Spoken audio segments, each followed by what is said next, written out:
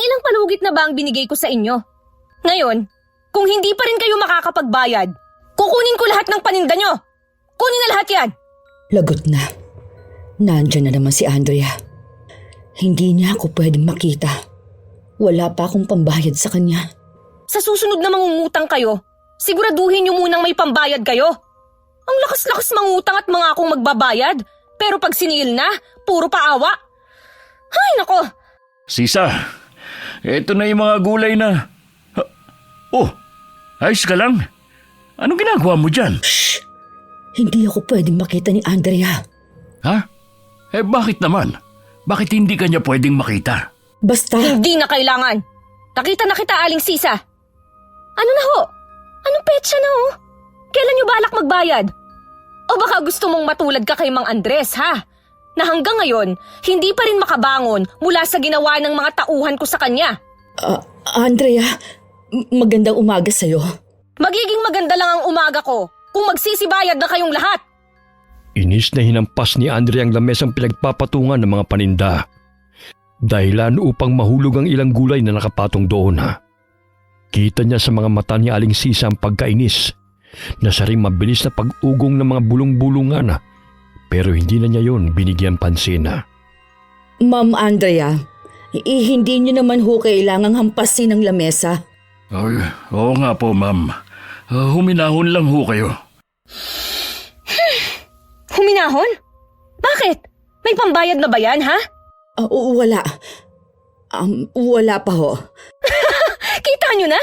Tapos gusto nyo akong huminahon? Pasensya na ho.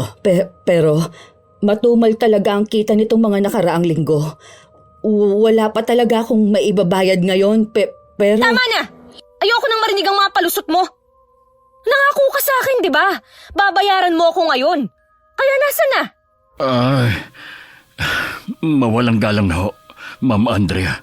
Magkano ho ba ang utang ng kapatid ko? Ako na lang ho muna ang mag-aabono. Hindi na.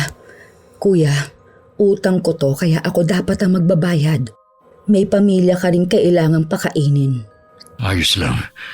Magkano ba? 1,000. 1,000 ho? Teka, bakit 1,000 na? 500 piso lang ang utang ko, hindi ba? Oo, 500 piso lang ang inutang mo. Pero tumataas ang interes niyan sa paglipas ng mga araw na pinagtataguan mo ko. Kita ni Andrea ang pagpupuyos ng galit sa mukha ni Aling Sisa. Nanilisik ang mga mata nito at nanginginig ang labi. Muling umugong ang mga bulong-bulungan. Keso nagkamali raw si Andrea ng kinalaban. Mapaklasang natawa at natigilan nang saglit na pumula ang mga mata ni Aling Sisa. Ano yung nakita ko? May samaligno ba siya? O guni-guni ko lang yung biglang pagpula at pagkislap ng mga mata niya? Pasensya na ho kayo sa kapatid ko, ma'am. Nagkasakit ho kasi ang anak niya. Kaya yung perang dapat pambayad sa inyo, nagastos na pambili ng gamot. Hindi. Siguradong guni-guni ko lang yun. Malamang tinatakot lang nila ako. Diyan kayo nagkakamali. Ha! Napakasakiti naman ho yata ng anak nyo, Aling Sisa. Sisa, kumalma ka. Maraming tao sa paligid. Ayaw mo naman sigurong maging tampulan na naman ang usap-usapan, hindi ba? Eto, tanggapin niyo ho muna itong 300 piso. 300 piso? At anong gagawin ko rito? 1,000 ang utang ng kapatid mo. Sabi ni, walang pambayad ang mga to kaya dinadaan na lang ako sa paninindak. Kakaiba na talaga ang mundo. Ma'am, baka pwede hong hulugan ko muna. Paunang bayad lang ho muna yung 300. Magbabayad din ho kami agad. Sige, tatanggapin ko ang 300 pisong paunang bayad nyo. Pero... Naku, salamat ho, Ma'am Andrea. Hindi naman ho pala totoong mabagsik kayo eh. Sisa, magpasalamat ka. Bilis. Salamat ho. Hindi pa nga ako tapos. Pero, kukunin ko ang mga paninda nyo. Ho? Lito, kunin lahat ng mga gulay na nakalatag dyan. Teka lang ho. Kung kukunin niyo ho ang mga paninda ko, paano na ako makakapagbayad niyan sa inyo? Oo nga po, Ma'am Andrea. Wala Hindi. Sandali, teka lang. Huwag ang mga paninda ko. Parang awa nyo na, nakikiusap ako. Ano bang tinutunga-tunga nga nyo dyan? Lito, kunin nyo na! Sandali lang sabi! Mariing napalunok si Andrea nang biglang sumigaw si Aling Sisa. Aminado siyang kinilabutan sa sigaw nitong parang kayang manlamon ng kaluluwa. Ngunit hindi siya natilaga. Agad niyang sinenyasan ang dalawa niyang tauhana. Pero mabilis din siyang napaatras nang walang kahirap-hirap na itinulak ni Aling Sisa ang lamesa at tumalsik ang dalawa niyang tauhana.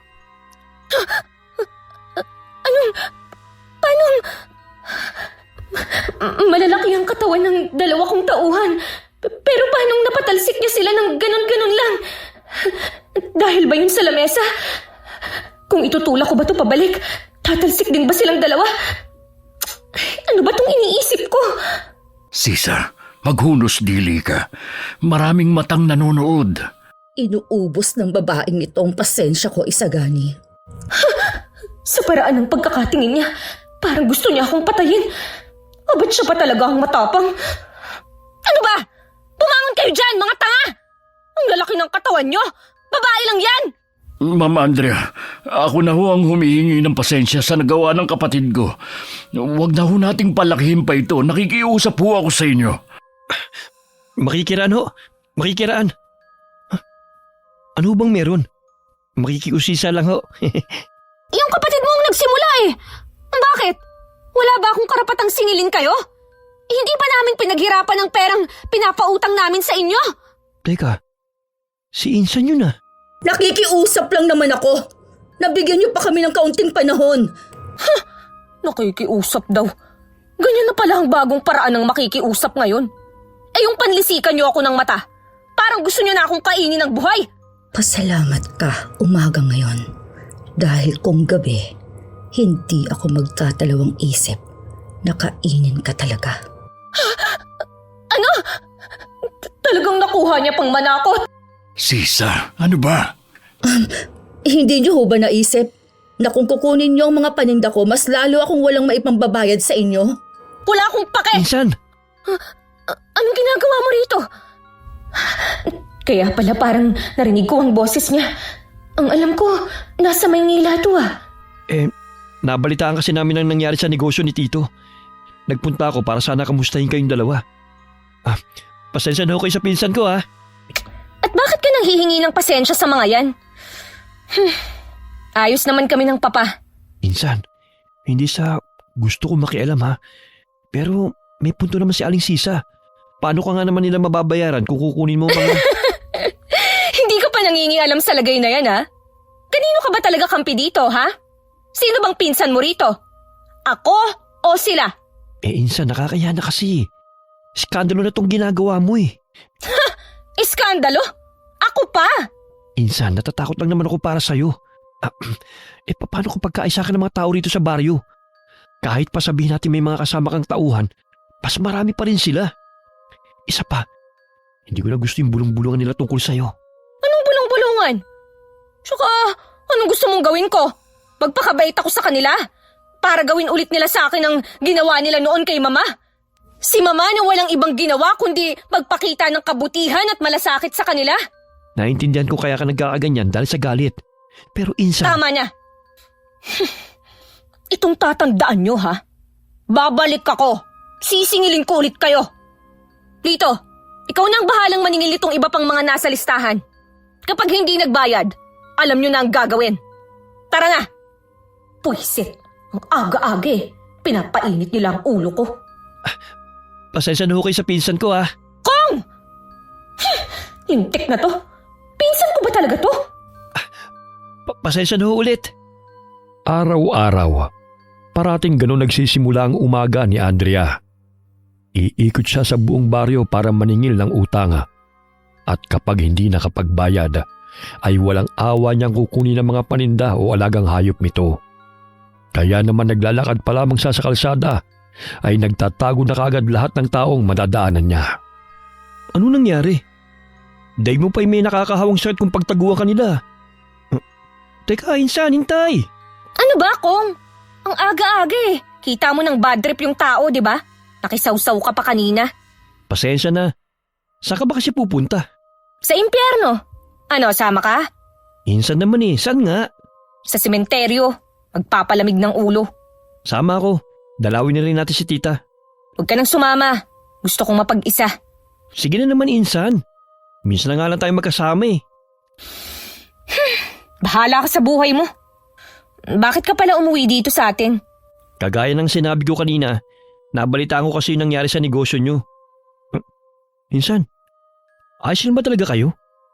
Para kasing mas lumalala ang pakikitungo ng mga taga-baryo sa inyo eh. Huwag ka nang magtaka. Simula nung mamatay si Mama, ganyan na sila. Parang mga walang utang na loob. Kawawa naman si Insan. Ano ba talaga nangyari kay tita? Tanging si Tito lang kasi nakakalam ng dahilan ng pagkamatay ni tita. Kaso tulala naman siya at hindi makausap. Kaya naiintindihan ko kung bakit ganyan lang umasta si Andrea. Pwede ba?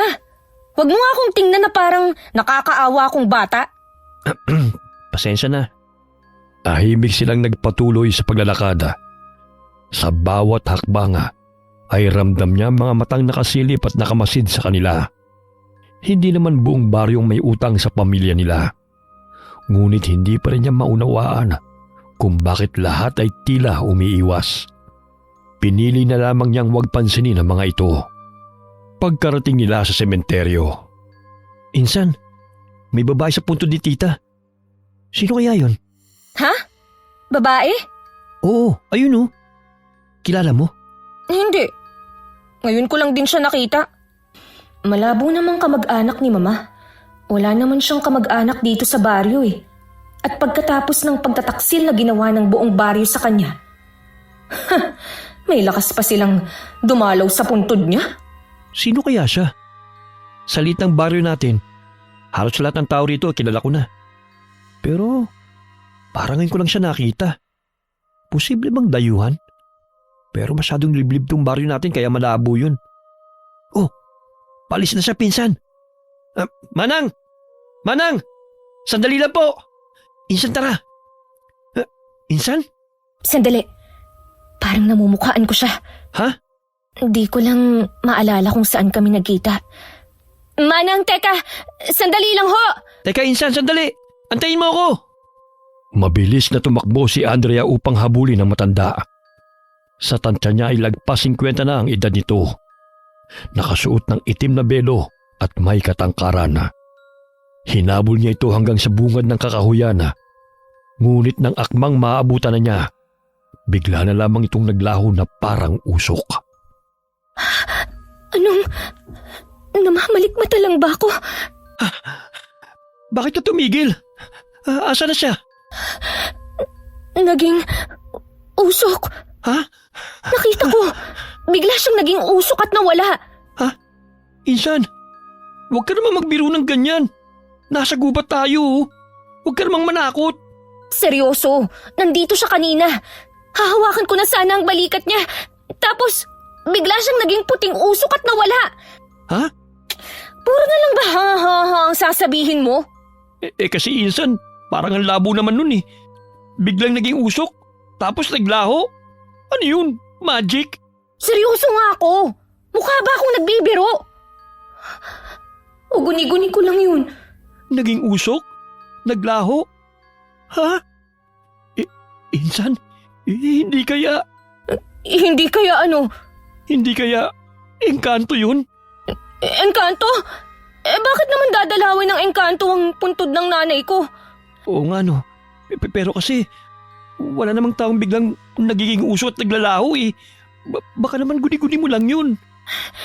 Ewan, hindi ko alam. Tara na nga. Pero asa na kaya yung matanda?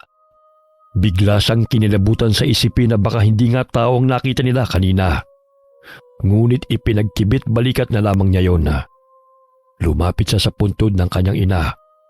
Ngunit natigilan ng mapansin ang kakaibang bulaklak. Pilak ang mga talulot nito. Mabango. Ngunit taglayang isang halimuyak na mahirap ipaliwanag. Anong klaseng bulaklak naman to? Insan, ano yan? Ang ganda naman yan. Teka, O bakit? masama ang kutob ko dyan eh. Sabi kasi nila, kapag may bulaklak na ganyan, Yung pilak ang talulot, hindi raw basta tanim ng tao yan. Madalas daw, regalo yan ng mga hindi tiga rito. Regalo? Teka, anong ibig mong sabihin sa hindi taga rito? Di tiga rito. Ibig sabihin nun, hindi tao. Minsan, ewan ko ha. Pero kung tutungang biglang naglaho yung babae kanina, baka nga hindi siya tao. At siya lang naman ang posibleng nag-iwan yan. Dahil siya lang naman ang naabutan natin dito, di ba? Sa bagay, may punto ka. Pero bakit parang pamilyar sa akin ang bulaklak na to? Akin na, Insan. Ako na magtatapon. Ha? Sige. Nag-aalangan mana. Iniabot niya kay Kong ang bulaklak. Sinundan niya ito ng tingin at pinanood habang inililibing ni Kong ang bulaklak sa may di kalayuan. Nagtataka man kung bakit yun inilibing ni Kong. Hinayaan na lamang niya ito at muling ibinaling ang tingin sa puntod ng ina. Mama, sino ho yung babaeng dumalaw sa inyo kanina? Ano ho ba siya? Kilala niyo ho ba siya? Napakarami ko hong gustong itanong sa inyo. Gaya na lang kung ano ba talagang nangyari noon. Puro malabong alaala lang ho kasi ang meron ako eh. At ang katotohanan, wala man lang ginawa ang buong baryo para tulungan kayo. Bigla na lang silang nanahimik pagkatapos ng lahat ng tulong na ibinigay niyo sa kanila. Sana lang pwede kong tanungin ang papa. Pero kahit tanungin ko siya, hindi niya rin naman ako masasagot. Kumusta na pala si Tito? Ganun pa rin. Tulala at hindi makausap. Sabi ng doktor, severe psychological shock daw. Nagpa-treatment si Papa, pero parang wala pa ring pagbabago. Sabi ng doktor, kailangan lang talaga ng oras. At siya lang din ang makakatulong sa sarili niyang paggaling. Kinalulungkot kong marinig yan, Insan. Kaya nga kung hindi mo ko masisisi kung bakit matigas pa rin ang puso ko sa mga taga-baryo. Dahil wala man lang silang ginawa noon para tulungan ng mama. Sa tuwing nakikita ko yung mahabang listahan ng mga taong may utang sa pamilya namin, mas lalo lang akong naiinis sa kanila. Iiyak mo lang yan, Insan. Nandito lang ako. Alam mo, malaking pasasalamat ko kay Tita. Kasi kung hindi dahil sa kanya, hindi ako makakapagtapos ng pag-aaral. Baka isang hamak na magsasaka pa rin kami. Isang magsasakang walang sariling lupa. At pasensya ka na rin ha. Hindi ko kasi masagot yung mga tanong mo eh. Wala rin kasi akong alam eh. Nagulat na nga lang din kami nang mabalita ang wala na si Tita. Ni hindi man lang pinag-usapan na para bang mas pinagtatakpan pa nila. Anong ibig mong sabihin? E paano? Kung hindi pa kayo nagpadala ng sulat sa akin sa Maynila, hindi ko pa malalaman. Tapos nung umuwi rin ako rito ng isang buwan, ang dami na nagbago. Hindi na gaya nun na kapag naglalakad ako sa kalsada, maraming bumabati sa akin. Ngayon kasi parang iniiwasan na rin nila ako. Akala ko, ako lang, dahil mabagsik akong maningil. Pero baka rin dahil lang din doon, Insan. Ba natatakot lang talaga sa iyo mga tao? Hindi ko alam. Pero pakiramdam ko, may alam silang hindi ko alam. Kaya mas lalo akong naiinis. Ano naman kaya yun? Yun ang aalamin ko. Insan, hapon na rin pala. Uwi na tayo. Mabuti pa nga. Habang naglalakad, hindi niya maiwasang balikan ang mga nangyari kanina. Hindi niya may paliwanag. Pero pakiramdam niya konektado ang lahat ng yun sa kanyang ina. Pagdaan nila sa bahay ni Aling Sisa, napansin niya ang pamilyar na bulto ng tao. Hindi niya alam kung bakit, pero mas lalo siyang kinilabutan. Umalis ka na at wag na wag ka na magpapakita ulit. Dahil kung hindi... Anong gagawin mo? Baka nakakalimutan mo lahat ng meron ka. Sa akin nang galing. Bakit ka huminto? Teka, bahay to nila Aling Sisa. Huwag mong sabihin, balak mo pa siyang singilin ngayon. Insan naman, anong oras na? Aray! Shh! Huwag kang maingay dyan. Dito tayo, bilis. Aray, bakit ba? Ayun oh, hindi ba parang pamilyar yung matanda? Saan? Alin? Ayun, yung kausap ni Aling Sisa, di ba? May kausap ba siya? Bakit? Insan, bakit ganun? Yung kausap ni Aling Sisa. Oo nga. Pamilyar siya, di ba? Hindi. Insan, yung kausap niya. Tingnan mo.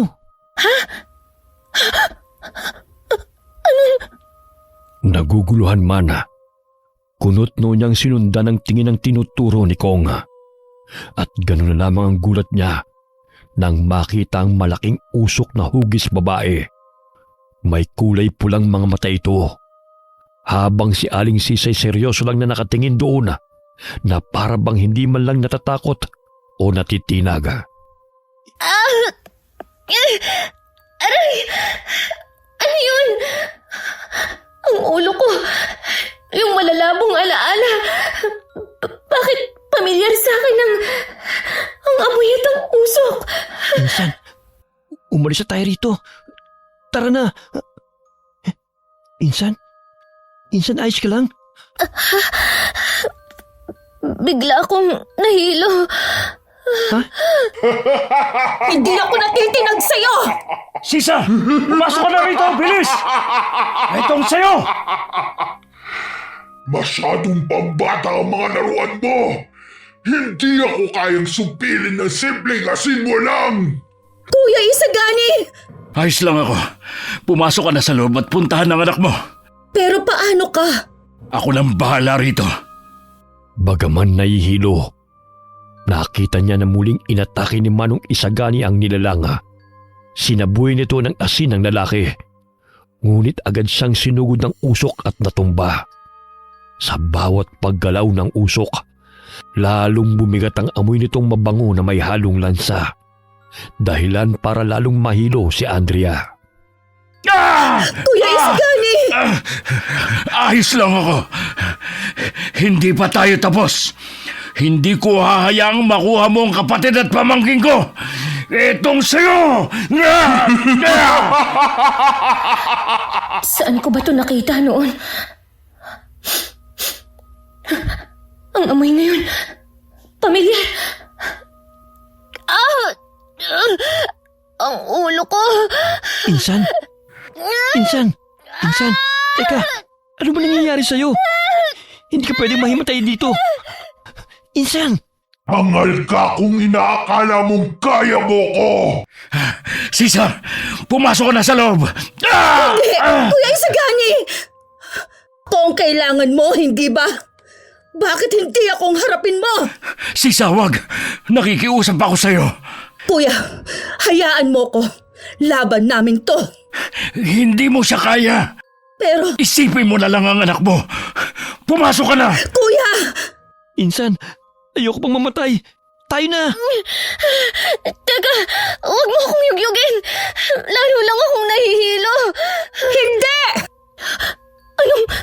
Bumalik ka na sa puno ng dalakit kung saan ka naggaling! Mabilis na napasinghap si Andrea nang biglang maglaho si Aling Sisa. Sa sobrang bilis ng pangyayari, nasilay na lang niya ang isang bultong nakalutang sa ere. Natatakpan ito ng usok, kaya halos hindi niya maaninag. Ngunit may ginawa itong nagdulot ng malakas na sigaw. Kasunod ang paglaho ng usok at ang pagbagsak ni Aling Sisa sa lupa. Sisa! Ayos lang ako. Ano nangyayari? Wala na? Insan, tara. Umalis na tayo rito, bilis. Si Miro. Tayo na sa loob! Bilis! Insan, Ano nangyayari? Para akong nasusuka na hindi ko maintindihan. Parang gusto nang sumabog ng ulo ko sa sobrang sakit. Ano bang nangyayari? Insan. Dali, akanin kamay mo. Kaya mo mang maglakad? Oo. Dahan-dahan lang. Insan? Teka, huy. Huwag kang mahimatay! Insan! Uy, Insan! Tulong! Tulong! May tao ba dyan? Teka, paano ba? Pumasan ka na lang sa likod ko, bilis! Bago pa man makapasan sa likod ni Konga, biglang umikot ang paligid ni Andrea. At bago pa siya tuluyang himatayin, nakita niya ang isang matandang babae. Pamilyar ang mukha nito at nakangiti pa sa kanya. Pagdilat niya, nasa isang madilim na lugar na siya. Isang lugar na puro tubig ang paligid. Nasaan ako? Anong lugar to? Kong! Papa! Nasaan na ba ako? Ang lamig! Ang lamig naman dito! Kong! Andrea, Mama! Mama, ikaw ba yan? Mama, nasan ka po? Andrea, malapit nang dumating ang tamang panahon. Malapit na. Ang alin po? Nasaan ho ba kayo?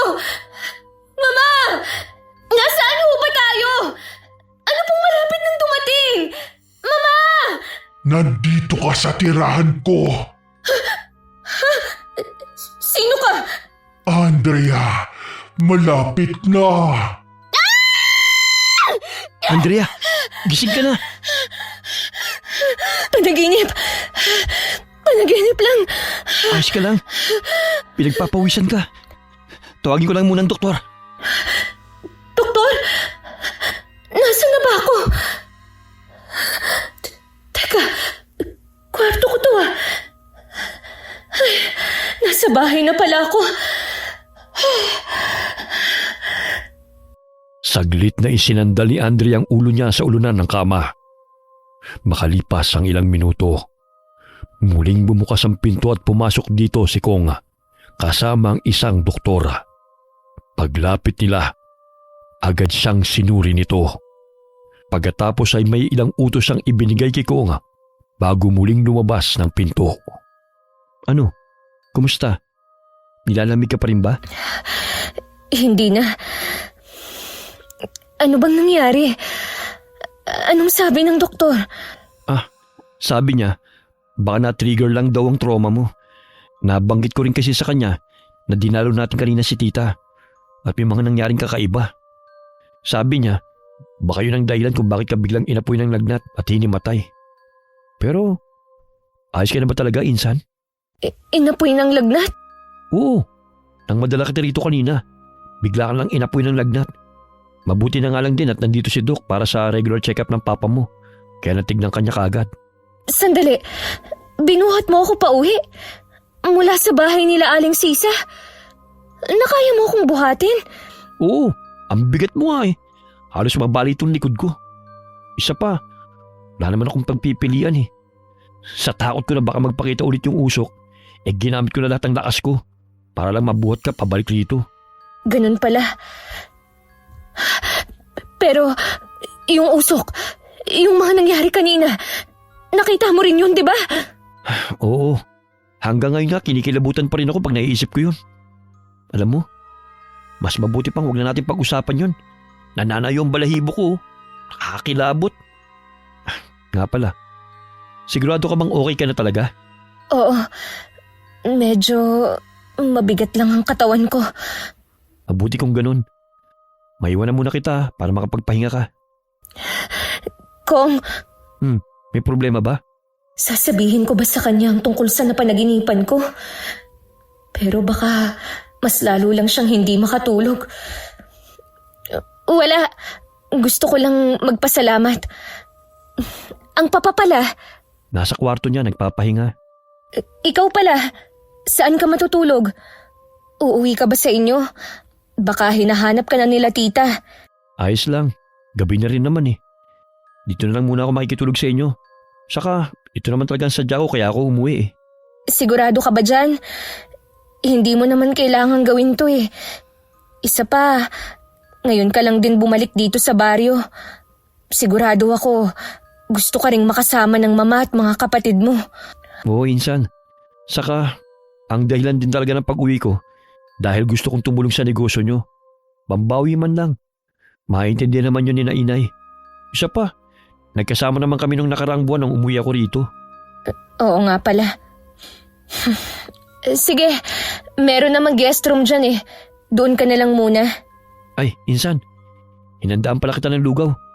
Ayun medyo malamig na nga lang. Sige kung ako na ang bahala dyan. Kainin mo bago ka matulog. Oo, sige na. Gusto ko na ring magpahinga. Sigurado ako. Nakita ko na yung bagay na yun noon. At yung amoy. Tama. Yun yung amoy ng bulaklak sa puntod ni Mama. At yung usok. Nung naging usok yung matanda. Ganon din yun. Magkaparehas. Hindi kaya... Siya rin yun. Pero sino ba talaga siya? Ang ulo ko. Parang sasabog sa sakit. Pilit niyang ipinikit ang mga mata at kinalimutan ang mga nangyayari. At marahil dahil sa matinding pagod, mabilis siyang nakatulog. Kinaumagahan, maaga siyang nagising at nagtataka na tila ba ang gaan ng pakiramdam niya. Taliwas sa naramdaman niya kagabi. Magandang umaga. Oh, ang aga mo yatang nagising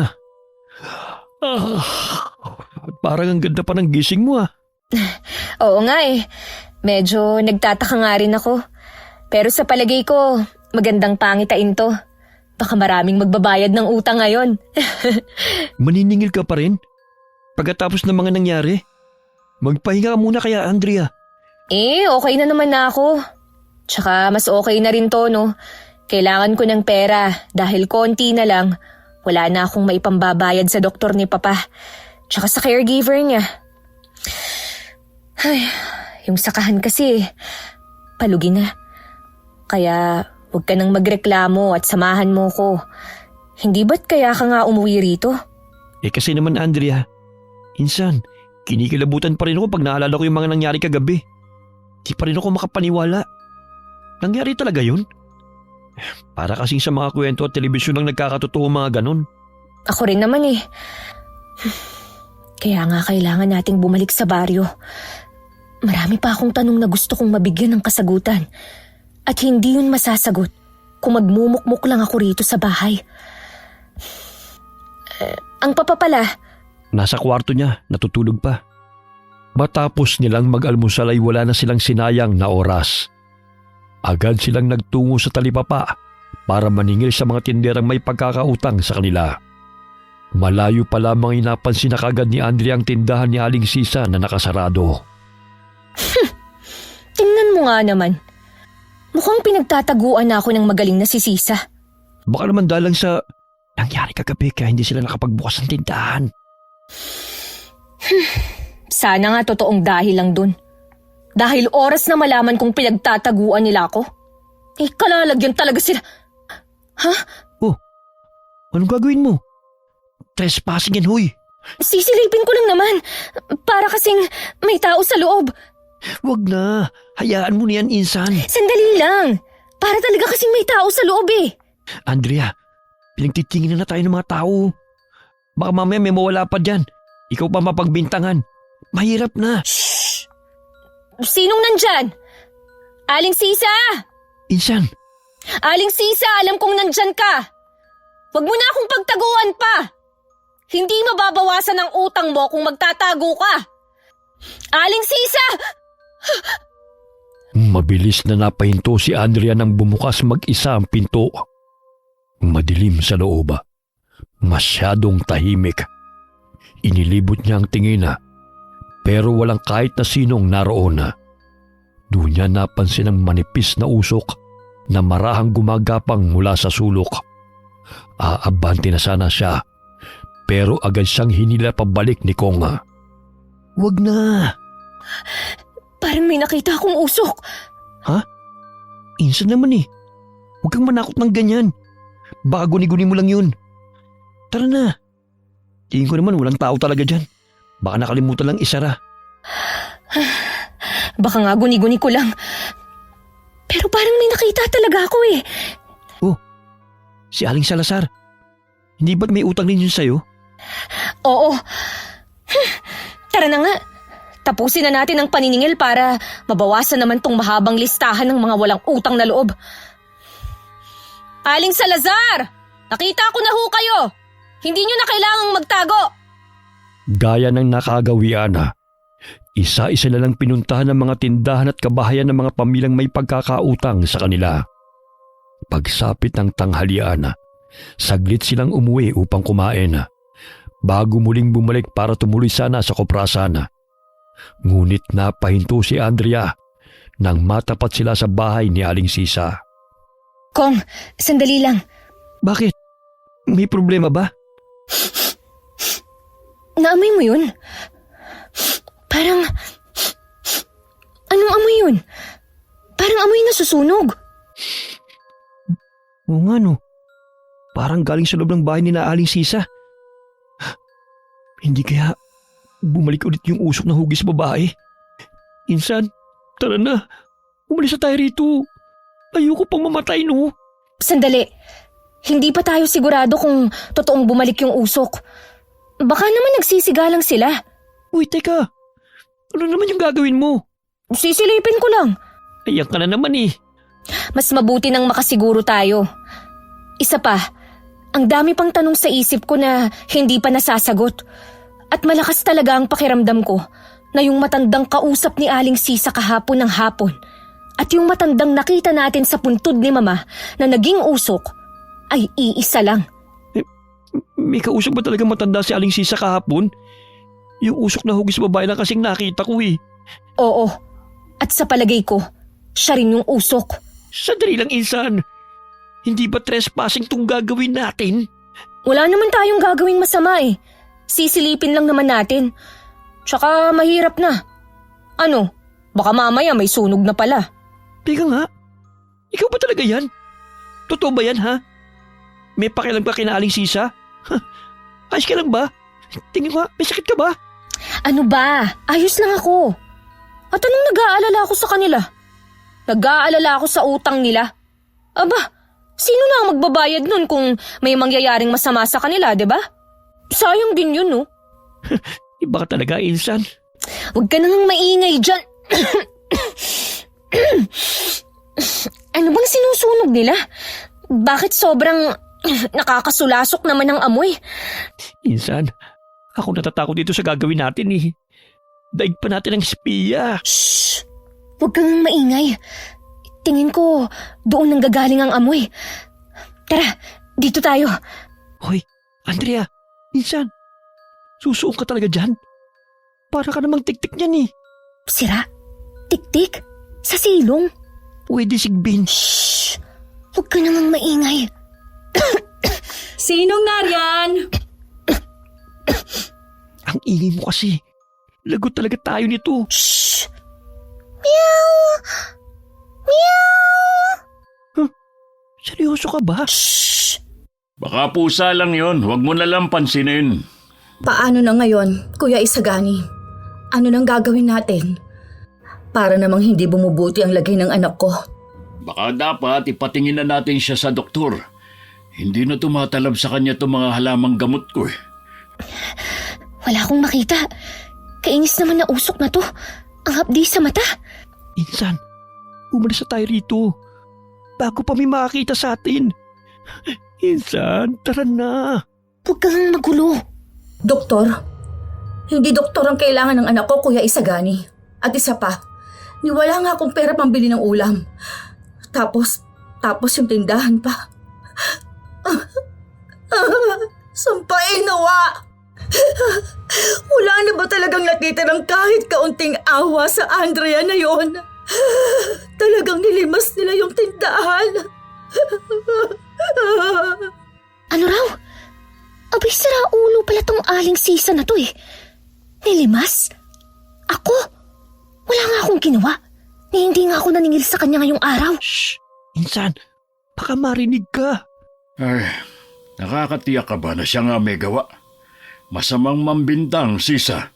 Yun ang sinabi ng mga tao sa talipapa. Bakit naman sila magsisinungaling?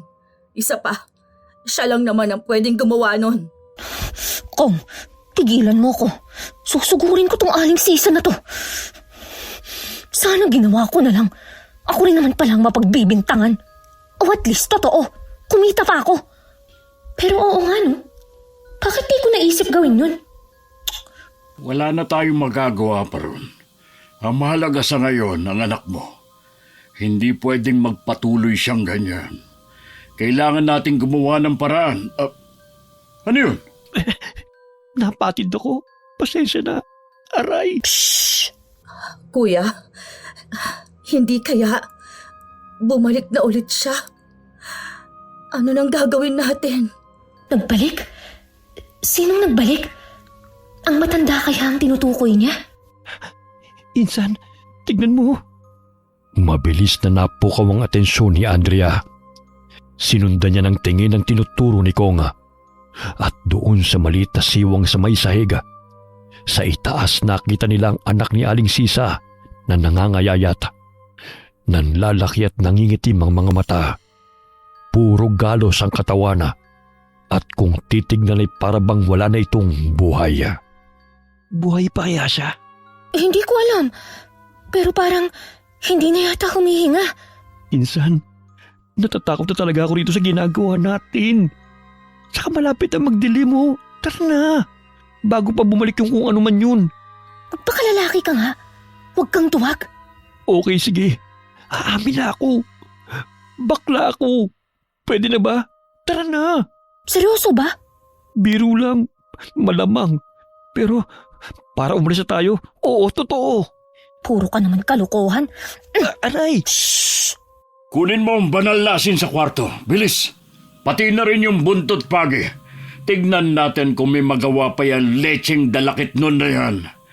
Maswerte siya nung una at hindi tayo nakapaghanda. Ito na, kuya. Maganda ka dahil nararamdaman ko na ang presensya niya. Kuya, paano kung maulit ang nangyari noon? Paano kung... Huwag kang mag-isip ng ganyan, Sisa. Hindi mangyayari sa'yo nangyari noon kay Ma'am Almia. Almia? Insan, tama ba yung narinig ko? Si Tita Almia? Ang mama mo? Kung ganun, may alam nga sila sa nangyari kay Mama noon. At posible rin talagang konektado ang matandang yun sa nangyari kay Mama. Insan, Ano ba yun? yung usok. Biglang napalingon si Andrea. Mula sa silong na kanilang pinagtataguan, nakita nilang usok na unti-unting gumagapang. Dahan-dahan itong naiipon sa iisang lugar hanggang sa mabuang hugis ng isang tao. Saglit na kuminang ang mapulang mga mata nito bago tuluyang naging normal ang itsura. Sinasabi ko na nga ba, siya yung nakita natin sa puntod ni Mama. Siya nga yun, Insan. Pero, paano... Hoy, ano na naman ba? Saan na naman pupunta? Eh di tatanungin ko siya. Tatanungin ko siya kung anong ginagawa niya sa puntod ni Mama. Kung anong alam niya. At kung sino ba siya. Napapaliw ka na ba? Lalapitan mo talaga? Baka may maisama ka pa niya sa mundo niya. Sige, ikaw rin. Pero kung baka matulungan niya akong maalala ulit yung mga nangyari noon kay Mama. Baka may alam siya. Hindi mo ba nakita yung ginawa niya kay Aling Sisa at Manong Isagani? Insan naman, mag-isip ka naman. Paano na si Tito, ha? Sige, paano ng papa mo kung pati ikaw mawala sa kanya? Mag-isip ka nga. Huwag kang padalos-dalos. Anong gusto mong... Ano yun? Si Aling Sisa, Insan. Umalis tayo rito. Halika na. Hindi. Hindi ako aalis hanggat hindi nasasagot lahat ng tanong ko. Ano ba? Huwag nang matigas ang ulo mo. Halika na. Hindi mo naiintindihan eh. Ang daya lang kasi na para bang lahat sila may alam. Pero ako, wala. Kung wala kang alam sa hirap na pinagdaanan ko nung mamatay si Mama. Simula nun, nagkandaletse-letse na lahat. Ako ang sumalo noon lahat. Namatay si Mama. Nandun ako. Pero puro malalabong alaala lang ang meron ako. Si Papa, nakita mo naman yung lagay niya, di ba? Hindi ko nga siya makausap eh. Wala akong mapaglabasan ng sama ng loob. Yung negosyo, ayun, nalulugi na. Yung mga taga-baryo, kung umakto sila parang walang nangyari, masisisi mo ba ako, ha? Kahit sa panaginip ko, hinahunting ako ng mga nangyari noon. Anong ibig mo sabihin? Kagabi lang, napanaginipan ko ulit si Mama. Pero iba sa pagkakataong yun. Mas nakakatakot, mas nakakakilabot. Sabi niya, malapit na raw. Malapit na raw ang ano? Hindi ko alam. Tinanong ko siya pero... hindi ko alam kung... Pero tingin ko talaga, may gustong sabihin sa akin si Mama. At kailangan kong malaman kung ano yun. Oh, Insan tabi! Bago pa man makalingon si Andrea, mabilis na siyang naitulak ni Kong palayo. Napasubsub siya sa sahig at nanlaki ang kanyang mga mata nang makita si Kong na tumilapon at sa lakas ng pagkakabangga sa haligi ng bahay, napaubo ito ng dugo. Kong! Andrea, anong ginagawa niya rito? Hindi na dapat siya nagpunta pa rito. Kuya, si Manang Luring. Talaga namang napakakunat ng matandang yan. Kong! Anong ginawa niyo sa pinsan ko? Insan, sa likod mo!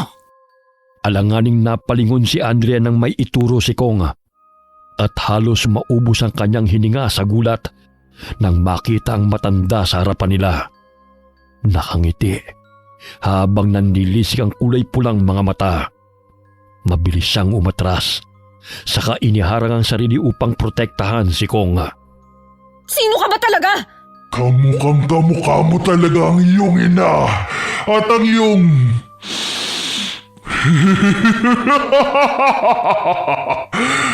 Taglay mo pa rin. Sino ka? Bakit mo kilala ang mama ko? Huwag mo na siyang idamay pa rito, Loring. Kami naman talaga ang sadya mo, hindi ba? Sagutin niyo ang tanong ko! Anong alam niyo? Anong alam niyo sa pagkamatay ni Mama? Huwag kang lalapit!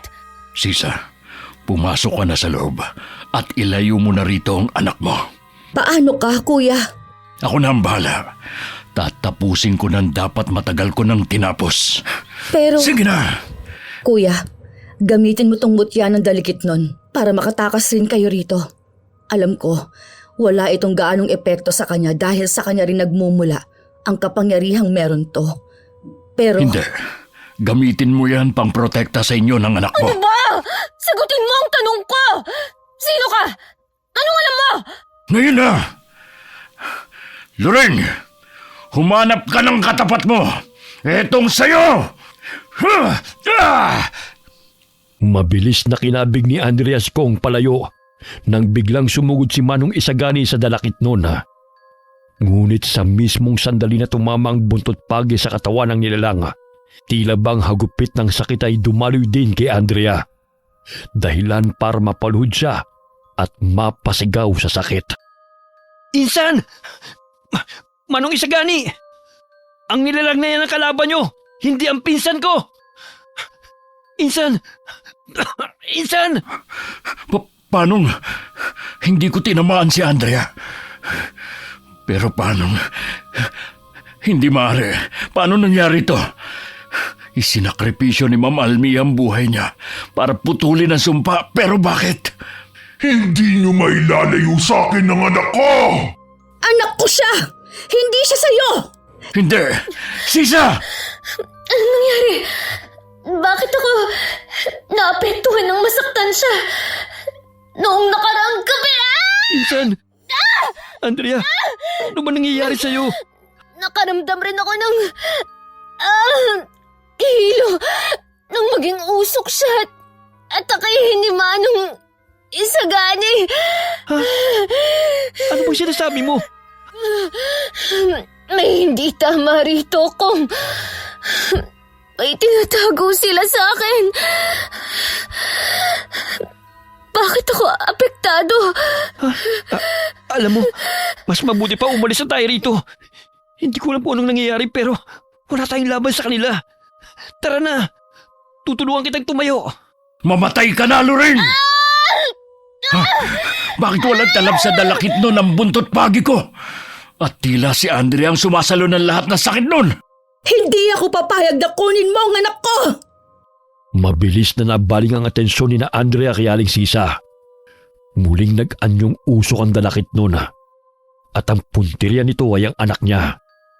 Ngunit bago pa man ito makalapit, may inilabas si Aling Sisa. Isang kwintas na kulay itim. Itinaas niya yun at mula roon sumiklab ang kakaibang liwanag. Hindi ito puti, ngunit nakakasilaw ito at tila bumabalot sa paligid. Hindi pa tayo tapos! Babalik ako! Kukunin ko ang batang yan! At Andrea, babalikan kita, anak! Ano yung kakaibang liwanag na yun? Asa na siya? Anak? Aray! Sisa! Diyos ko, anak! Muntik na tayo doon! Kuya, Ayos lang ba kayo? Nasaktan ka ba? hindi naman kuya. Pero ang anak ko, Ano yun? Ayos ka lang? Para akong napaso. Napaso saan? Parang may apoy na dumaloy sa ugat ko nung lumiwanag. Aray! Panahon na rin siguro para malaman mo ang totoo, Andrea. Totoo? Anong totoo? Hindi tayo ligtas dito sa labas. Doon tayo sa loob mag-usap. Teka, paano kami nakakasiguro na wala kayong gagawing masama sa pinsan ko? kung wala kayong tiwala sa amin, pwede na kayo umuwi. Sigurado ako, ligtas kayo doon sa mansyon nyo dahil marami kayong tauhang pwedeng magprotekta sa inyo. Kung wag na. Gusto ko ring malaman ng totoo. Tayo na sa loob kung ganon. Insan, hindi kaya totoo yung hinala natin. Tignan mo yung anak ni Aling Sisa. Para talagang wala na siyang buhay. Tignan mo yung mga kuko. Nangingitim na. Hindi papatay ang anak ko! Buhay pa ang anak ko. Pwede ba akong hindi yun ang mahalaga sa ngayon? Kailangan kong malaman at mabigyan ng linaw ang pagkamatay ni Mama. At hindi mo rin ba narinig ang sinabi ni Aling Sisa? Buhay pa raw ang anak niya. Baka malubha lang talaga. Pasensya na ho, Aling Sisa. Sandali lang. Sisa, mauna ka na sa loob. Susunod kami. Bakit ho? Kung maaari lang sana, huwag na kayong magtanong ng kahit ano tungkol sa kalagayan ng anak ni Sisa. Bakit ho? Hindi nyo na kailangan malaman pa ang dahilan. Isa pa, naparito kayo para malaman ang totoong nangyari noon, hindi ba? Gusto nyo ng kasagutan patungkol sa totoong nangyari kay Ma'am Almia. Yun ang sadya nyo, hindi ba? Oho. Huwag ka na kasing magtanong pa. Madilim na sa labas. At huni na lamang ng mga kuliglig ang bumabalot sa paligid. Pagpasok ni Andrea sa bahay nila Aling Sisa, agad siyang sinalubong ng amoy na hindi niya matukoy. Inalalayan siya ni Kong na maupo sa mahabang upuan. Saglit niyang inikot ang paningin at napansin ang mga tuyong dahon na nakasampay sa dingding. Sisa, naihanda ko ng silid. Maaari mo nang ihiga ron si Miro. Ako na ang bahalang kumausap at umintindi ka na Ma'am Andrea. Kong, pwede mo ba akong tulungan? Ho? Saan ho? Takpan natin yung butas sa dingding.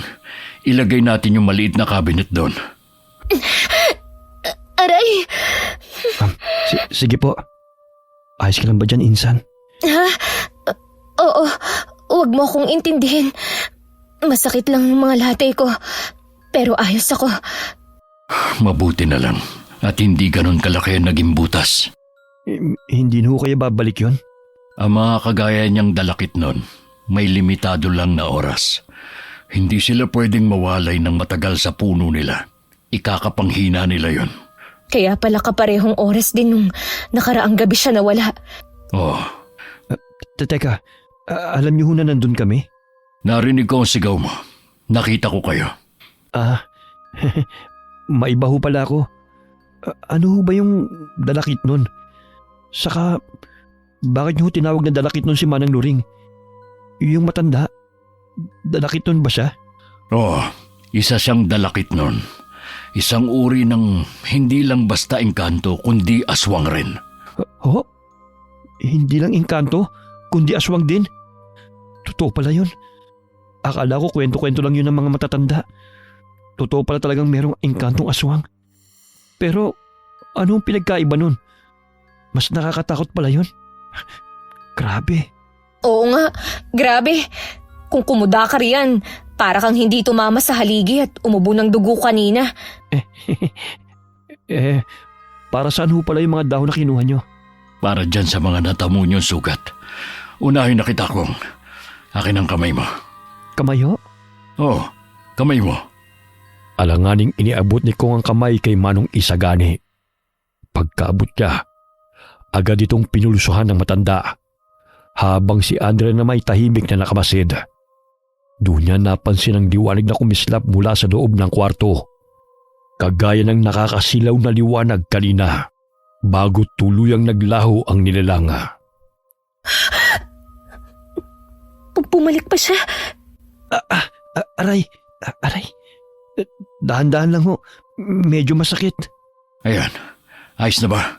Oo, ayan. Mas okay na ho. Sige, Mama Andrea. Kayo naman ho. Andrea? Insan. Oh, yung mga sugat at latay mo. Nawala. Bumalik siya. Bumalik ho siya, Manong Isagani. Nakita ko ulit yung liwanag kagaya nung bago siya nawala. Ha? Sino? Yung dalakit nun? Yung matanda? Hindi siya nagbalik. Ganun. Ano yung nakita ko? Ang nakita mong liwanag na galing sa loob ng kwarto ay ang liwanag na nagmumula sa mutya ng puno ng dalakit o ang mutya ng dalakit nun. Pero, bakit yung mga sugat niya nawala? Dahil ba sa liwanag? Oo nga, ang mga sugat ko wala na. Paano ho nangyari yun? Mabilis silang napatigil nang biglang bumukas ng marahasang pinto ng kwarto at lumabas doon si Aling Sisa na aligaga. Walang pasabi itong lumapit kay Andrea. Isa-isang sinuri ang mga braso niya na parabang may hinahanap. Saglit siyang natigilan. Saka pinukulan si Andrea ng masamang tingin. Baka sa kanyang mukha ang pagod. Pagkadismaya at desperasyon. Asan na? Anong ginawa mo? Ho! Asan na? Anong ginawa mo? Bakit nawala ang mga latay at sugat mo? Bakit yung sa anak ko hindi? Bakit yung sa'yo naghilom? Aray! Aray ko! Aling Sisa! Nasasaktan ho ako! Anong ginawa mo? Paano naghihilom ang mga sugat mo? Sisa! Sisa, kumalma ka! Kuya! Oo nga ho, Aling Sisa. Kahit ho kami, hindi namin alam kung paano gumaling ang mga sugat niya. Kuya, bakit ganon? Bakit naghihilom ang mga sugat niya? Bakit si Miro hindi? Bakit? Hindi ko rin alam. Siguro dahil mas bata si Miro. Mas mahina ang katawan niya at At ano, kuya? At siguro dahil sa sakripisyong ginawa noon ni Ma'am Almia para kay Andrea. Siguro, hindi man tuluyang naputol ang sumpa pero nakatulong yon para hindi siya masyadong maapektuhan. Ibig mo bang sabihin, kailangan ko ring isakripisyo ang buhay ko para kay Miro? Humiling ako ng anak para may makasama ako. Tapos ngayon, kailangan kong mamatay para mabuhay siya. Asan ang hustisya doon, kuya? Paano mabubuhay ang anak ko pag nawala ako? Kuya, sinabi mo hindi ako magagaya kay Ma'am Almia. Pero bakit lumalabas na kailangan ko ring magsakripisyo? Sisa, huminahon ka lang. Huminahon? Paano kung hihinahon? Hindi ako pwedeng mamatay. Hindi pwede. Doon na lang muna kami sa kusina ni Insan, Manong Isagani. Tara na, Insan. Mabilis na hinila ni Kong si Andrea palabas ng kusina. Naguguluhan mana. Nagpatianod na lamang siya. Mula sa loob, maririnig pa rin ang hagulgol ni Aling Sisa. Walang nagsasalita sa kanilang dalawa, na para bang pati ang gabi nakikiramay sa bigat ng kanilang dinanas.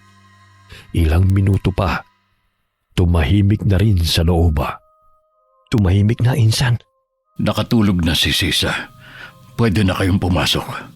Alam ko kung sinabi niyo na huwag na kaming magtatanong ng kahit ano tungkol sa anak ni Aling Sisa. Pero, ano ho ba talagang nangyari sa anak niya? Nang mamatay ang mama mo, naroon ako. Nakita ko kung paanong walang awang kinitil ni Loring ang buhay niya. Ang dalakit nun na yon. Siya ang nagbigay ng swerte at yaman sa pamilya niyo. Ngunit siya rin ang bumawi nun nang bawiin niya ang buhay ng mama mo. Ano hong ibig niyong sabihin na siya ang nagbigay ng swerte at yaman sa pamilya namin? Matagal na hong mayaman ang pamilya ko. Totoo. Ngunit hindi nalalayo sa sitwasyon niyo ngayon. Nalulugi na ang negosyo ng pamilya niyo noon. Ngunit dahil sa pagkagiliw ng dalakit noon kay Ma'am Almia, yon ang dahilan, kaya muli yung lumago. Totoong mabuti ang mama mo, Andrea. Hindi siya maramot at napakamapagbigay, ngunit nagkamali siya ng kinaibigan. At sa paghahangad niya ng anak, nakipagkasundo siya sa kaibigan niyang si Loring, na isa palang dalakit noon. Nang dahil sa kasunduan, kaya siya namatay? Gusto kong sabihin ganun nga. Ngunit ang totoo, dahil yun sa pagmamahal niya sa'yo. Sa akin? Ikaw ang gustong kapalit ni Loring sa lahat ng ibinigay niyang tulong sa iyong ina. Ilang dekada na rin ang lumipas na magsimula magkaroon ng taggutom rito sa baryo. Bata pa ako noon. Yun ang unang araw na nagparamdam sa amin ang dalakit noon. Ayon sa sabi-sabi, mayroon daw isang taong nakagambala sa kanya kaya ito nanalanta. Maraming namatay mula sa tagutom. Kasama na ron ang mga magulang ko na siyang nagtulak sa akin para maging kasapi sa isang samahan kontra sa nilalang na kung tawagin nila ay dalakit noon. Kami ang tumugis kay Manang Loring. At noong araw na namatay ang iyong ina, akala namin natapos na rin namin siya. Pero hindi pa pala. At ngayon, mukhang nagsisimula na siya. Ganun pala ang nangyari. Pero, bakit ito itinago ng buong baryo kay Insan ng totoong nangyari? Bakit walang kumalat na usap-usapan tungkol doon? Dahil yun ang pakiusap ng kanyang ina bago siya tuluyang namatay. Ginamit din niya ang lahat ng nalalaman niya para burahin ang mga alaala ni Andrea. Ang mga alaala ko? Mas minabuti na rin ang ating kapitan na siyang pinuno ng aming samahan na ilihim ang nangyari para na rin sa kapakanan ng lahat at sa pakiusap ng iyong ina, Andrea. Natakot din ang mga taga-baryo kaya mas minabuti nilang umiwas sa'yo. Yung mga sugat niya ho, hindi naman siya tinamaan ng buntot pagi niyo ha. Pero bigla siyang nagkaroon ng latay. Saka bigla na rin naghilom. Marahil bunga yun ng kasunduan kaya may pagkakakabit din siya kay Loring. Hindi ko alam. Hindi ako sigurado. Kung ganun, ang lahat ng yun... Ang ulo ko! Aray! Ano nangyayari sa'yo, Insan? Ang ulo ko! Ang ulo ko! Masakit! Anak! Narinig ko siya! Naririnig ko siya! Sino naririnig mo? Ang boses na yun! Siya yung sa panaginip ko! Malapit na kitang makasama. Hindi! Manong Isagani, anong nangyayari sa kanya? Andrea! Manong Isagani! Biglang nanlamig ang buong katawan ni Andrea na sinabayan pa ng matinis na tunog. Umikot ang paningin niya hanggang sa tuluyan siyang mawalan ng malaya. Mabilis siyang naalimpungatan nang marinig ang tila mga boses na nag-uusap. Sa simula'y malabo at parang nagmumula sa malayo. Ngunit unti-unting naging malinaw habang dahan-dahang bumabalik ang kanyang ulirat. Aray, hindi ko kwarto to. Ang ulo ko. Ano na hong gagawin natin? Galit na galit ang mga tao. Nandito pa rin pala kami. Kong, anong nangyayari? Ba't parang ang daming tao sa labas? Insan, gising ka na. Nagkalat ang mga patay na hayop malapit sa bungad ng gubat at lahat sila. Si Aling Sisang sinisisi. Ano? Paano nangyari yun? Hindi rin namin alam eh. Saka, bakit si Aling Sisa ang sinisisi nila sa pagkamatay ng mga hayop? Kailangan nating makaalis dito nang hindi nahahalata ng mga tao sa labas. Paano? Pwede tayong dumaan sa gilid ng bahay. Pero saan ho tayo dadaan palabas? Makikita pa rin nila tayo. Sa silong, may pintuan sa sahig doon sa kwarto. Pwede tayong dumaan doon. Tayo na. Bilis! Kong, Bakit? ano ba talagang nangyayari? Hindi ko rin alam eh. Nagising na lang ako dahil sa ingay. Nahahalata mo rin ba? Parang may tinatago sila sa atin. Pansin ko kasing kanina pa nila iniiwasan ng mga tanong ko eh. Pansin ko nga rin, Insan. Kayong dalawa. Tayo na. Oo. Dahan-dahan lang. Saka huwag kayong maingay para hindi nila tayo mahalata. Nagkatinginan saglit sina Andrea at Konga bago sumunod kay Manong Isagani. Pagkababa nila sa silong, mabilis silang lumusot sa gilid ng bahay. Tumawid sa mga halamanan at dumiretso sa gubat. Mabuti na lamang at walang nakapansin sa kanila. Ngunit habang naglalakad ay tumambad sa kanilang mga patay na ibon at may ilang mga patay na baboy ramo. Diyos ko, ano ba yan? Sigurado ko, hindi tao may gawa nito. Hindi ho kaya ang dalakit no ng may gawa. Posible. Pero bakit kay Aling Sisa sinisisi?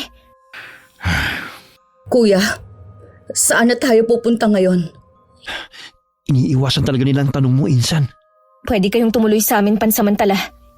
Mas ligtas tayo ron kesa sa kagubatan. Hindi na. Kuya, baka pwede tayong tumuloy sa inyo. Delikado. Kung doon kayo pupunta, hindi malabong makasalubong ninyo sila. Pero kung sa bahay namin tayo pupunta, pwede tayong dumaan sa kagubatan. Lusot ng niyugan. May daan doon papunta sa amin. Mas malayo ang daan pero mas ligtas. Pero kuya, May punto si Andrea, Sisa. Mas ligtas kung sa kanila muna tayo pansamantalang mananatili. Kung ganoon, dito ho ang daan.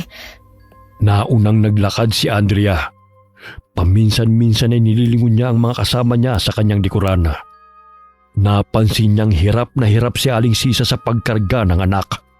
Sa tansya niya ay nasa 4 na taong gulang pa lamang ito. Ngunit ang ipinagtataka niya ay payat naman ang bata. Pero parang hirap na hirap si Aling Sisa na buhatin ito. kanina pa tayo naglalakad. Malayo pa ba tayo? Konting tiis na lang ho. At ayun, natatanong ko ng bahay nila, Insan. Pansin kong nahihirapan na ho kayo, Aling Sisa. Gusto niyo ho bang magpahinga muna? Ay, hindi na. Kaya ko pa. Bilisan na lang natin na makapagpahinga na tayong lahat. Ayan, konti na lang. Malapit na ho tayo. Tuloy kayo. Ate Maya! Ate Maya! Mabilis na tinungo ni Andre ang kwarto ng kanyang ama at sakto namang nakasalubong niya roon ang doktor nito. Bahagya itong nagulat at napatulala nang sundan ng tingin ni Andre ang tinitingnan nito. Nakatuon yun sa anak ni Aling Sisa. Mabilis pa itong napa-sign of the cross na para bang nakakita ng multo. Ayos lang ho ba kayo? Para ho kayong nakakita ng multo ah. Ay, oo nga, Insan. Aling Sisa, si Doc Alvin ho, siya yung doktor ni Tito. Magaling na doktor ho yan. Baka, huwag niyo sanang mamasamain. Pwede niyong ipatingin sa kanyang anak niya. Hindi! Hindi, doktor, ang kailangan ng anak ko. Kayo, bakit nagagalit ka agad? Nasaan ho pala ang papa? Nasa kwarto niya ho ba? Kong, pupuntahan ko lang ang papa ah. Ikaw na lang munang bahala sa kanila. Sige, Insan.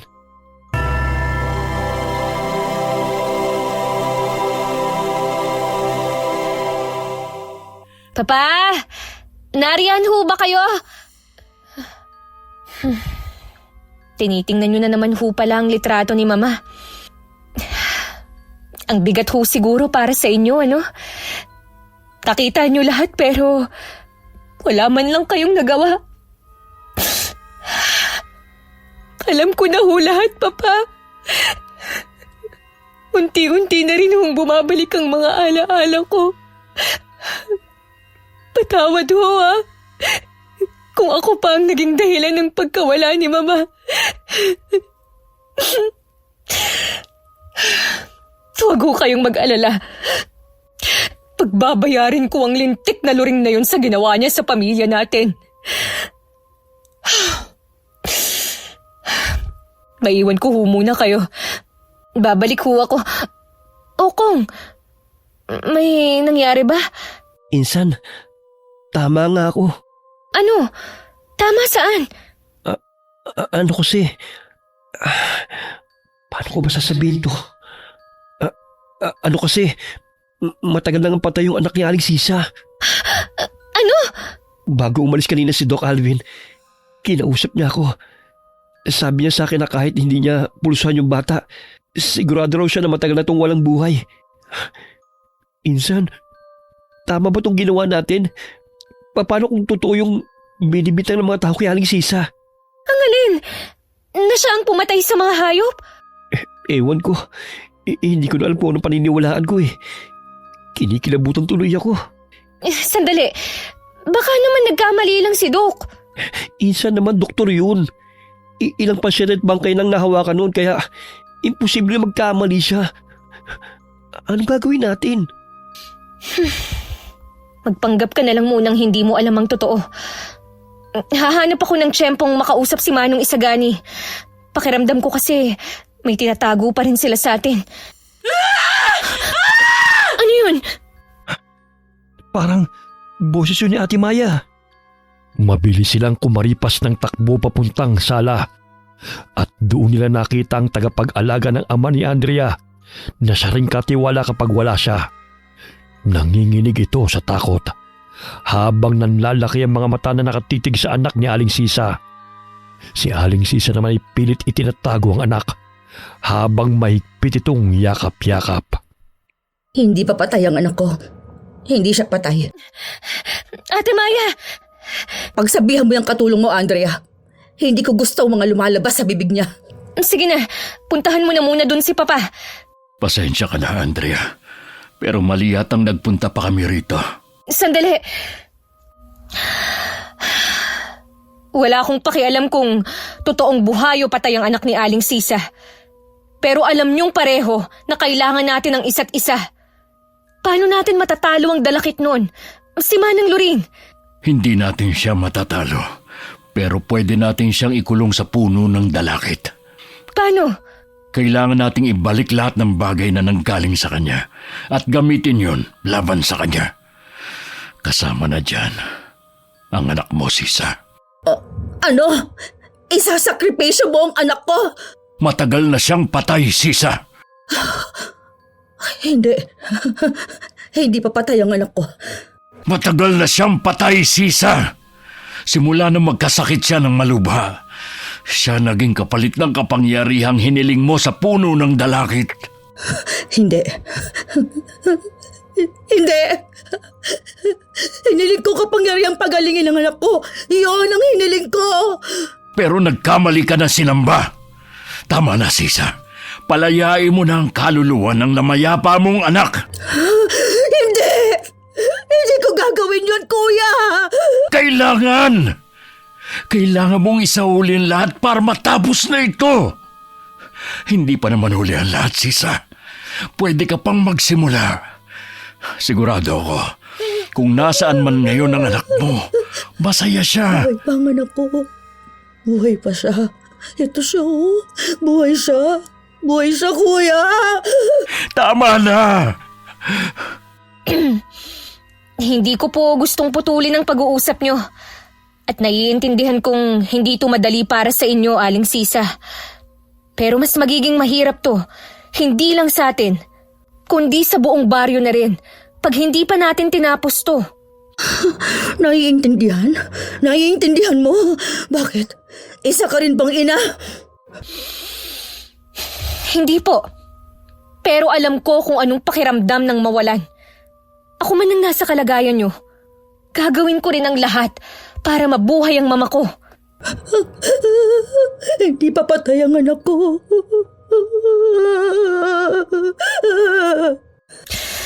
Aling Sisa, hindi na natin mabubuhay pa ang patay. Buong buhay ko, bit-bit ko ang bigat ng pagkawala ni Mama. Hindi lang ina ang nawala sa akin, pero pati ang sarili kong ama. Oo, buhay siya, pero hindi ko naman makausap. Pakiramdam ko rin, tinalikuran ako ng buong baryo, kaya ako naging malupit. Pinagkaitan ako ng katotohanan. Pero ikaw, ayun nga oh, pilit nagsinasampal sa'yo ang totoo. Masakit pero kailangan yung tanggapin.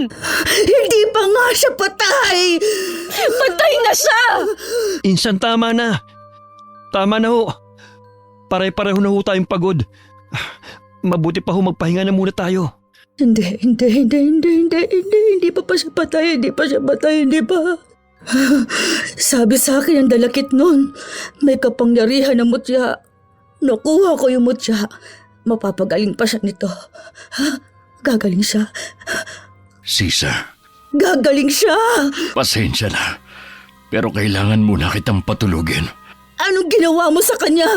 Huwag kang mag-alala. Pinatulog ko lang siya. Paano niyo nagawa yon? Manggagamot ako. At mayroon ding angking galing. Halos lahat ng albularyong may galing. Kayang gawin ang ginawa ko. Kailangan ko muna siyang patulugin. Dahil nauubusan na tayo ng oras. Tanghaling tapat na. Sigurado ko, pagsapit ng gabi, babalik siya para kunin ang gusto niya. Ano hong gagawin natin? Sabi niyo kailangang ibalik sa kanyang lahat? Ano yung ibabalik ni Andrea? Huwag niyo hong sabihin, kailangan kong mamatay. Sigurado akong may bagay na iniwan ng matandang yon sa iyong ina. Yon ang kailangan mong ibalik. Ano naman yun? Bagay? Ay, Insan, yung bulaklak sa punto ni tita. Oo nga! Pero nilibing mo yun sa simenteryo, di ba? Oo, Kailangan niyo makuha yon. Pero hindi ka pwedeng umalis ng bahay, Andrea. Delikado. kung ganun, ako na lang hong kukuha. Sige. Ito, dalhin mo yan para protektahan ang sarili mo. Ano naman ho ito? Mabisang pangontra yan. Humayo ka na. Ha? Ngayon na ho? Sabi ko nga ho eh. Mag-iingat ka rin ah. Andrea, pwede mo ba akong tulungan? Ikalat natin tong asin sa buong bahay niyo. Kailangan din natin magpausok ng insenso at kamangyan. Sige ho. Mabilis silang naglagay ng asin sa paligid. Ngunit bago pa man matapos, isang mahinang pag-ungulang nanggaling sa silid ng ama ni Andrea. Agad siyang tumakbo roon at nadatna ng ama sa balkonahe. Nanginginig, hirap na umuungol at nakatitig sa malayo na para bang may nakikitang nakakatakot. Papa! Papa! Anong nangyayari? Ate Maya! Ate Maya! Papa! Pwede ko ba siyang matingnan? Sige ho, hahanapin ko lang si Ate Maya. Sige. Ate Maya! Ate Maya! Nasaan na ba siya? Ang sabi ko, bantayan niya si Papa eh. Kumusta ho? Bakit bigla na lang siyang nangisay at umuungol? Hindi naman ho siya ganyan eh. Ngayon lang nangyari na nagkaganyan siya. Ay, ano bang nangyayari?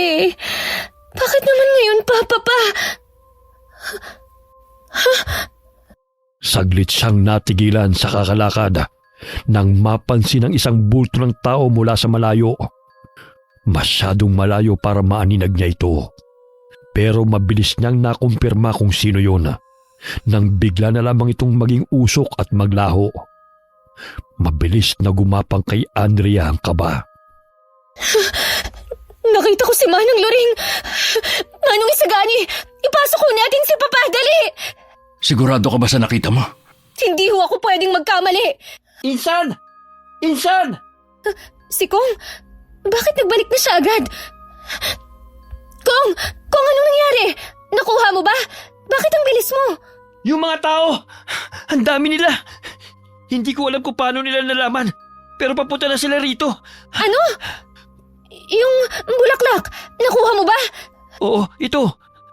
Tinakbo ko lang. Ay, hinihingal pa ako. Teka lang. Paano na ho ngayon? Ang bulaklak na yan. Hindi yan isang ordinaryong bulaklak lang. Yan na nga yun. Kailangan may pumigil sa mga tao. Kailangan natin magsagawa ng ritual. Alam ko na. Kong, hanapin mo si Lito at utusan mo ang iba pang tauhan natin para pigilan sila. Ako ulit? Oo, hanapin ko si Lito. Manong Isagani, saan ho natin isasagawa ang ritual? Sa mismong tirahan niya, sa puno ng dalakit. Puno ng dalakit? Pero malayo rito ang totoo niyang tirahan. Hindi tayo makakapunta ron. Alam ko na ho, may puno ng dalakit sa likod bahay namin. Katapat mismo yun ng kwarto ni Mama noon. Pero hindi na namin ginagamit ang kwarto na yun ngayon. Pwede na ho kaya doon? Oh, pwede na yun. Pero paano ho ang Papa? Ligtas ho ba siya rito? Insan! Natawag ko na sila. Ayun, tamang-tama. Kong, Ako na naman? bantayan mo muna ang Papa.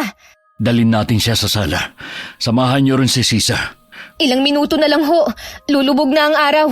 Kailangan na nating bilisan. Kung ganon, ano pang hinihintay natin? Tayo na! Agad silang kumilos at nagtipon-tipon sa sala. Itinuloy nila ang paglalagay ng asin sa paligid.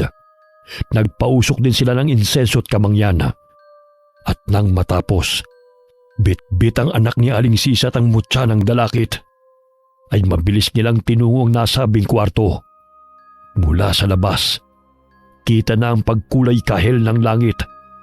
Kita rin doon ang mayabong na puno ng dalakit.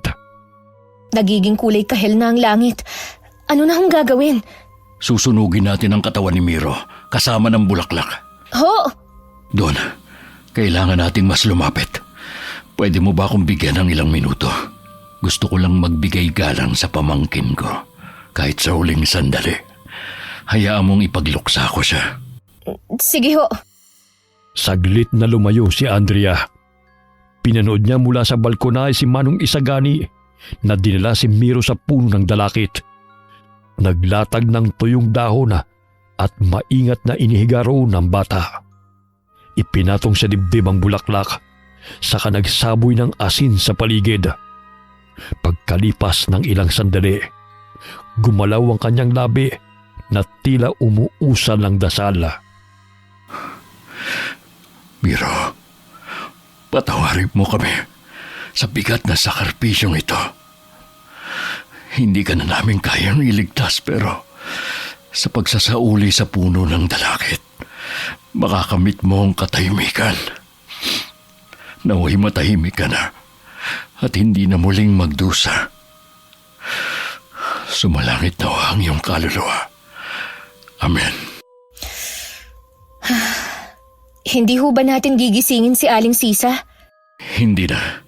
Magwawala lang siya ulit. Kailangan na natin magsimula bago pa tuluyang dumilim. Ako magsasagawa ng ritual. Ang kailangan mo lang gawin, manatili sa loob ng bilog na asin na ginawa ko sa kwarto. Kapag natapos na, gamitin mo ang kutsilyo at hiwain ang palad mo. Ipatak mo ang dugo sa mutya, saka mo to basagin. Paano ho kayo? Hanggat nasa bilog ako, ligtas ako. Isa pa, hanggat nasa akin tong buntot pagi, mapoprotektahan ko ang sarili ko. Magsimula na tayo. Agad na pumwesto si Andrea at sinunod ang bilin sa kanya. Habang si Manong Isagani sinimulan na ang ritual. Sa umpisa'y kalmado ang lahat. Hanggang sa unti-unting bumigat ang hangin. Nang akmang sisindihan na ni Manong Isagani ang mga dahon, biglang may gumapang na usok. Mabilis na naalerto si Andrea. Samantalang nanatiling kalmado si Manong Isagani. Narito na siya. Andrea, maghanda ka. Ano man ang marinig mo, baliwalain mo. Sigurado akong lilinlangin ka niya. Hindi ako natatakot kay Manang Loring. Kung nakuha mo na ng aking ina, pwes ngayon, hindi ka na magtatagumpay! Ah! Andrea, hindi mo ko kalaban. Nakalimutan mo na ba ang taong pinagkakatiwalaan mo ang tunay na pumatay kay Almia? Hindi! Nililinlang mo lang ako! Umalis ka sa ulo ko! Ayaw kitang marinig! Insan!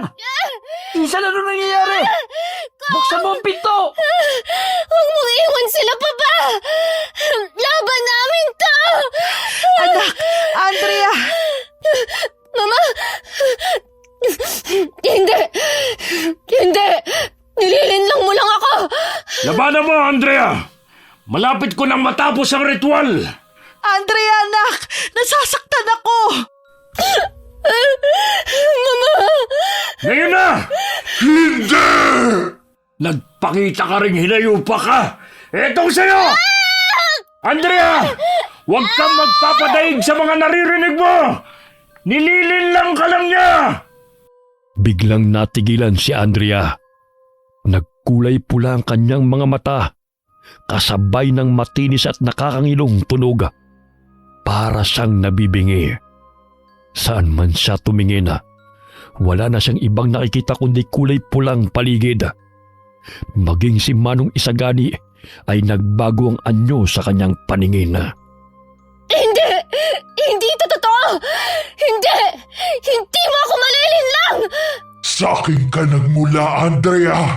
Huwag mo nang labanan. Lalo ka lang masasaktan, anak. Hindi! Hindi mo ako anak! Ah! Andrea! Labanan mo!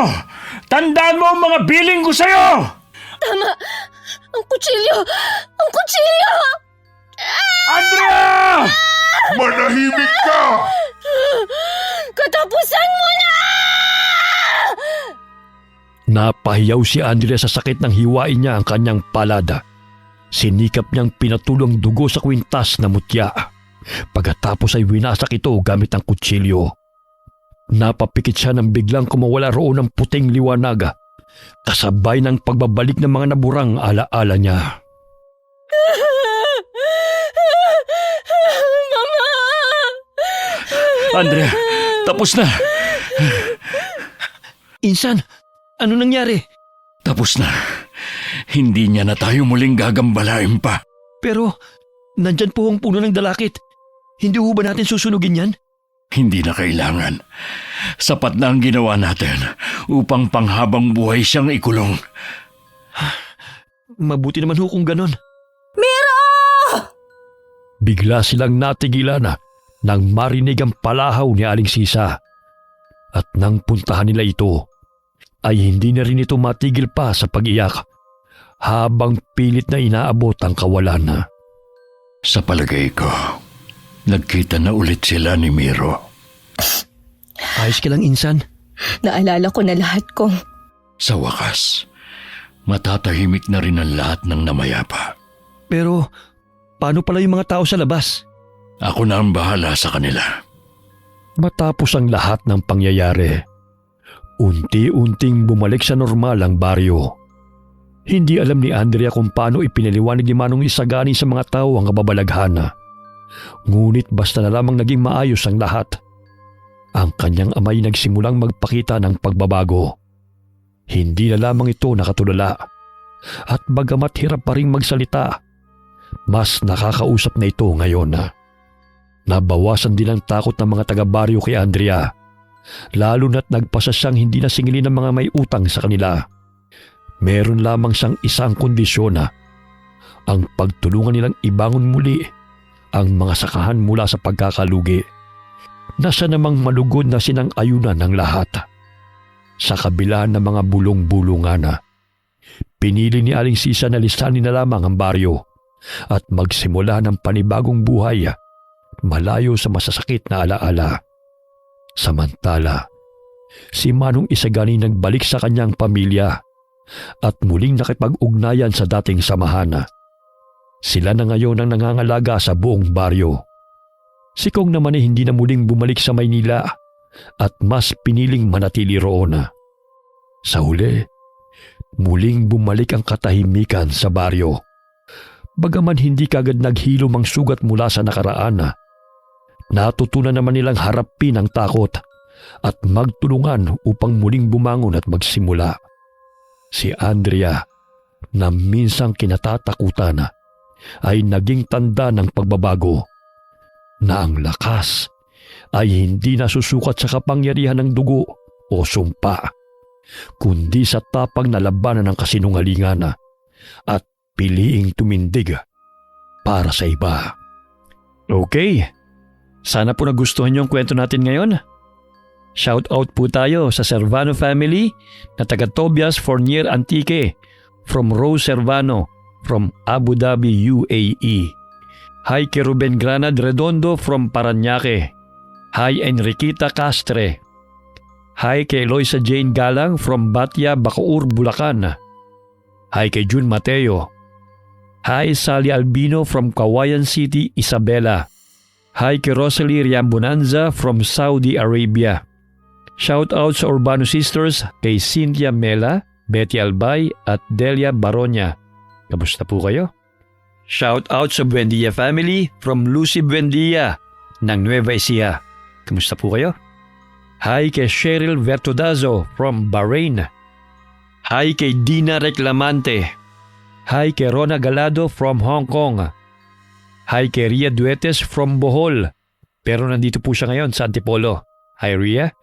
Shout out po sa lahat ng OFW dyan sa France. Lalo na po kay Liza Rosario. Mabuhay po kayo. Hi kay Rangeline Alcantara from Ditumabo, San Luis, Aurora. Hi kay Glenda Gilyado from Malaysia. Alright, maraming salamat po sa inyong lahat and God bless all of you.